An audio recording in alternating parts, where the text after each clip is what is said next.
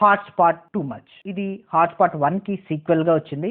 ఆహా ఓటీటీలో అవైలబుల్ గా ఉంది. పార్ట్ 1 చూడకపోయినా కూడా పార్ట్ 2 అర్థమవుతుంది. పార్ట్ 1 ఎవరికైతే నచ్చిందో వాళ్ళకైతే పార్ట్ 2 కూడా నచ్చుతుంది. సేమ్ పార్ట్ 1 లో మాదిరిగానే ఇక్కడ కూడా ఒక కొత్త సినిమా డైరెక్టర్ ప్రొడ్యూసర్ దగ్గరికి తన దగ్గర ఉన్న కథలను చెప్పడానికి వస్తాడు. కాకపోతే ఇక్కడ లేడీ డైరెక్టర్ వచ్చింది, అంతే తేడా. మొదటి కథ వచ్చేసి డియర్ ఫ్యాన్. మనలో చాలా మంది హీరోలకి ఫ్యాన్ గా ఉంటారు. వాళ్ళ సినిమా ఎప్పుడు రిలీజ్ అవుతుందా అని ఆతృతగా ఎదురు చూస్తూ ఫస్ట్ డేనో సెకండ్ డేనో సినిమా చూసేయాలి అనుకుంటారు. అయితే ఆ ఫ్యాన్ బానిసలుగా మారితే ఎలా ఉంటుంది? మనం చూస్తూనే ఉంటాం సోషల్ మీడియాలో మా హీరో గొప్ప అంటే మా హీరో అంటూ కొట్టుకు చేస్తూ ఉంటారు. అలాంటి ఫ్యాన్స్ మీద తీసిన సినిమా ఇది. ఈ విషయాలన్నీ మనకు తెలిసినప్పటికీ కూడా చాలా ఇంట్రెస్టింగ్ గా ఎంగేజింగ్ గా ఈ స్టోరీని చెప్పారు. ఇక రెండోది వచ్చి బ్లాక్ అండ్ వైట్, ఏది రైట్ ఏది రాంగ్. ఈ స్టోరీ వచ్చేసి ఇప్పుడు కరెంట్ బర్నింగ్ టాపిక్ అయిన అమ్మాయిల వస్త్రధారణ మీద. అమ్మాయిలు ఎలాంటి బట్టలు వేసుకోవాలి, వాళ్ళ బట్టలు వాళ్ళ బాడీ వాళ్ళ స్వేచ్ఛేనా, అబ్బాయిలకు అసలు వాళ్ళ డ్రెస్ మీద క్వశ్చన్ చేసే రైట్ ఉంటుందా, కామెంట్ చేసే రైట్ ఉంటుందా,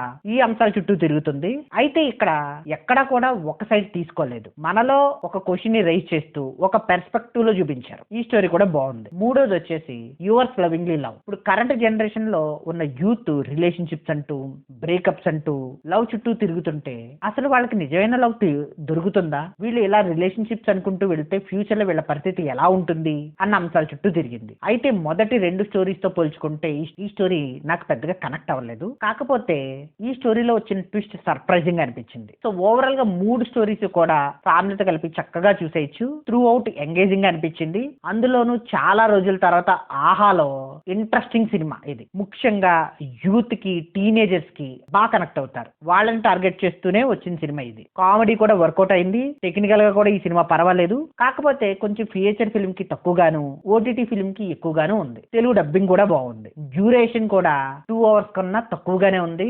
ఓటీటీలో అయితే ఒకసారి తప్పనిసరిగా ఈ సినిమాని ట్రై చేయొచ్చు. ఓవరాల్ గా ఈ సినిమాకి నేను ఇస్తున్న rating 3 out of 5. It's really my opinion. Thank you.